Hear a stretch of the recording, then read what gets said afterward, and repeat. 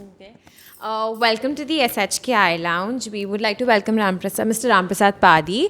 And sir, why don't you tell us about yourself? Tell the viewers. So, thank you. Thanks SHK for hosting me today here. And wonderful coffee, Sangeet, you got from Malaysia. Thank you, my friend. So, just to run you, of course, you know all about me, but just to run everyone else who's watching this video, my name is Ram Prasad Padi. I'm the CEO of a company called Mumbai Properties Consulting Private Limited. We are a real estate advisory firm and we've been in the business for 25 years, 24 to be exact. Next year, we're going to celebrate our silver jubilee in business. And I dabble a lot into technology, digital, anything to do with digital. I'm an avid biker, and we can start with here.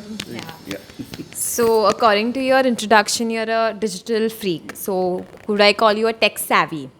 So, now that real estate is going the digital way, earlier it was just, you'll go to a property and you'll buy it. Look at it and you'll buy it. But now it's more the digital way. So, what is your take on the entire digital aspect which is trying to enter the real estate market?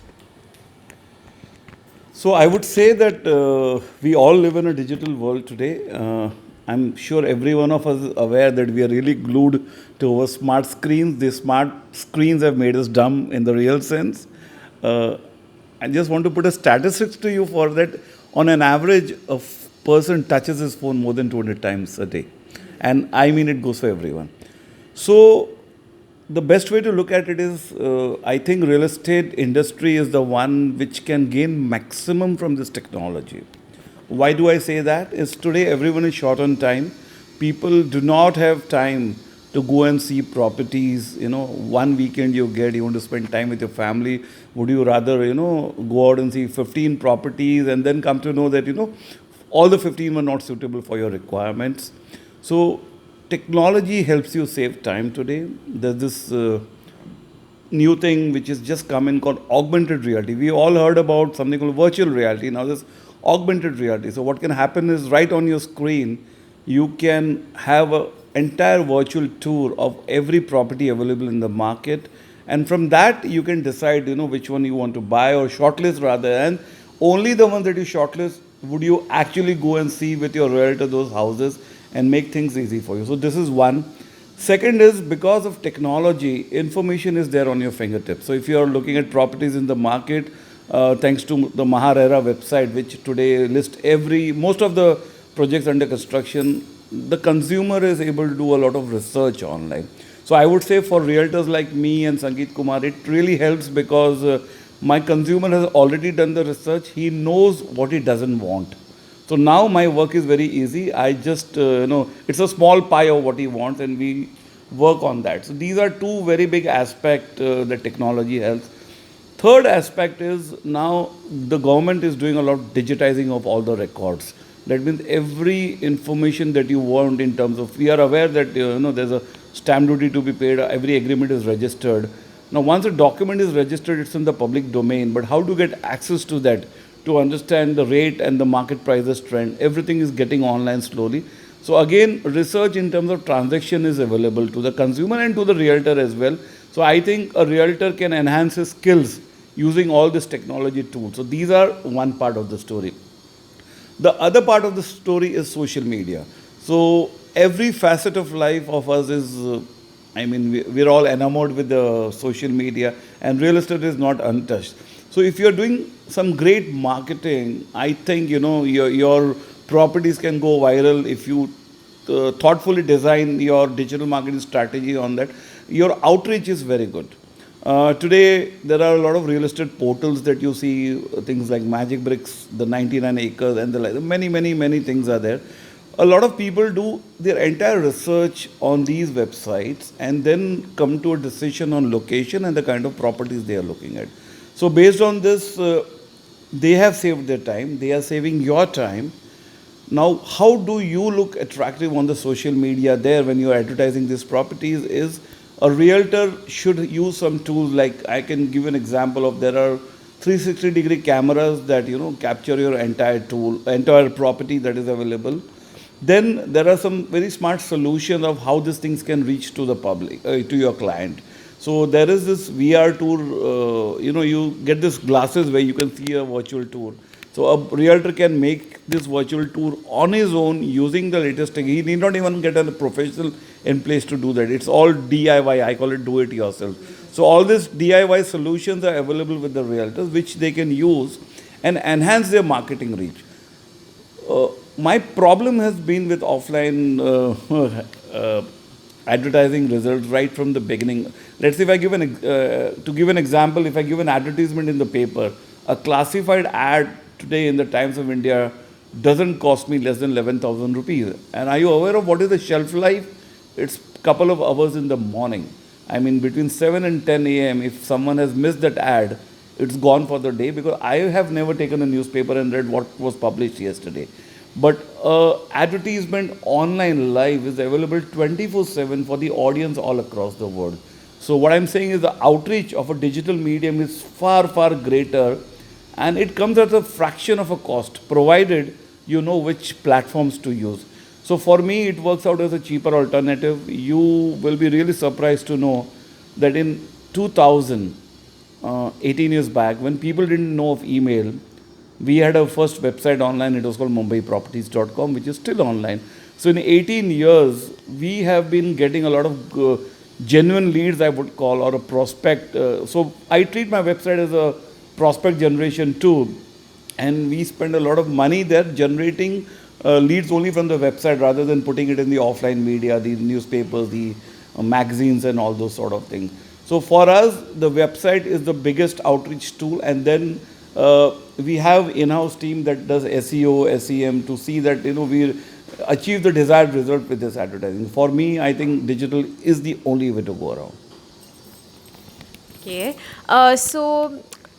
Which platform, which digital platform is the most easiest way to connect to the audience? So real estate is all about connecting to the audience. So which platform do you think is the most effective when it comes to real estate?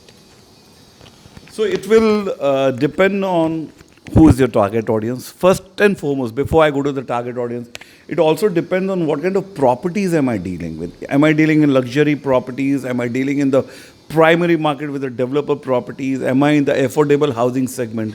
So your outreach will depend on which platform do you, as you rightly said, you have to select.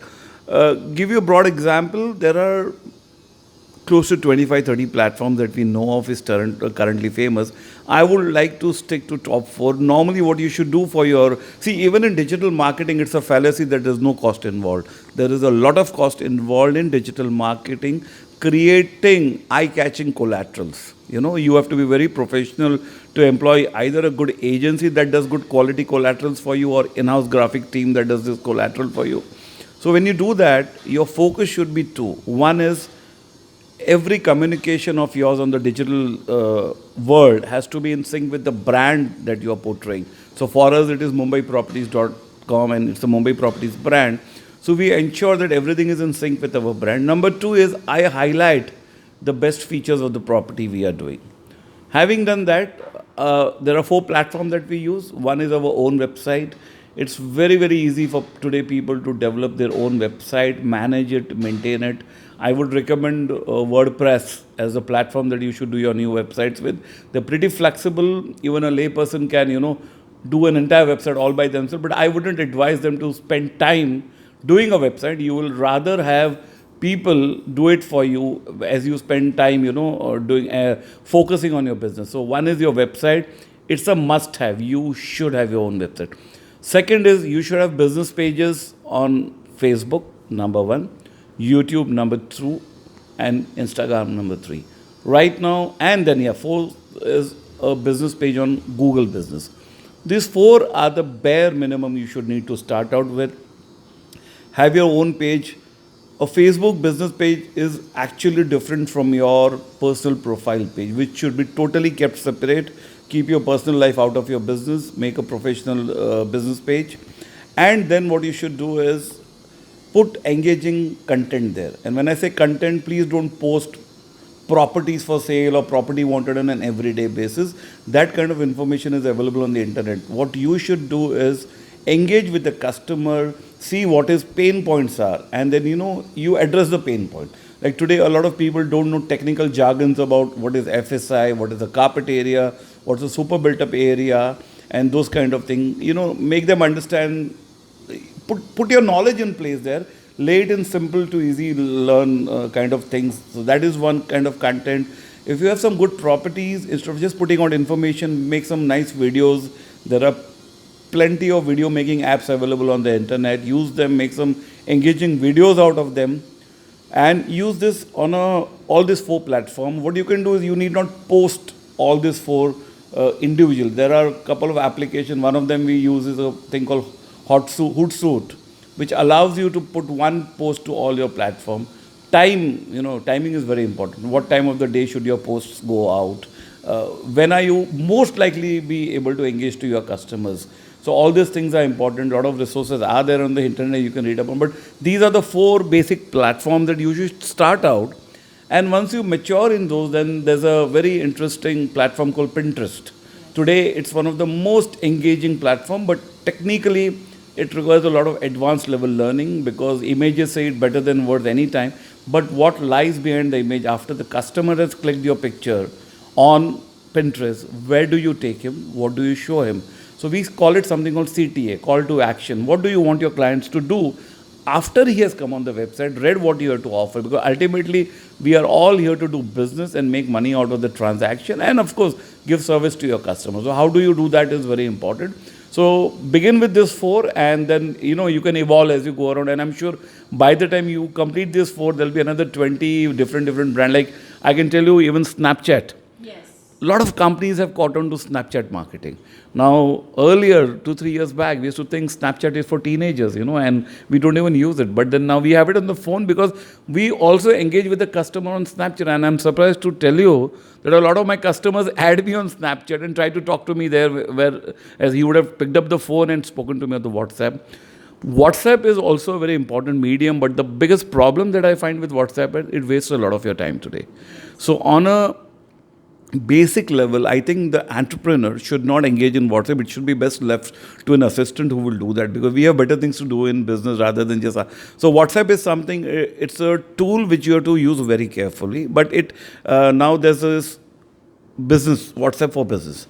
So it's a best. I think slowly we are coming to a stage where you'll be able to use it for a business in a good way. So WhatsApp is also a tool, but don't use WhatsApp yourself for your business. Okay, thank you. So as you know, SHK Live, our initiative, our digital initiative. So you have any good words for us? Any best wishes?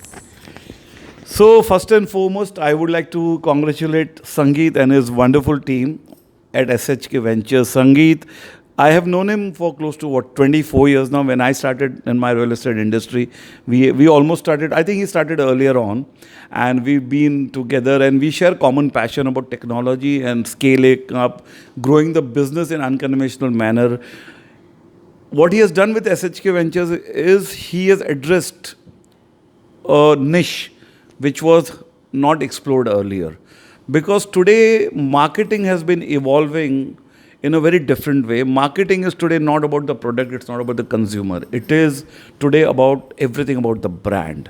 A customer today doesn't trust the products, but he trusts the brand. So if tomorrow someone comes to me and offers me something from Hindustan Lever, I will blindly close my eyes and buy it, even if it don't need. So he's understood long back that branding is the only way. Because I'm very happy having come from the management side myself, and he's also a management graduate. Branding is something which he has addressed, and I really like the way he has taken branding further.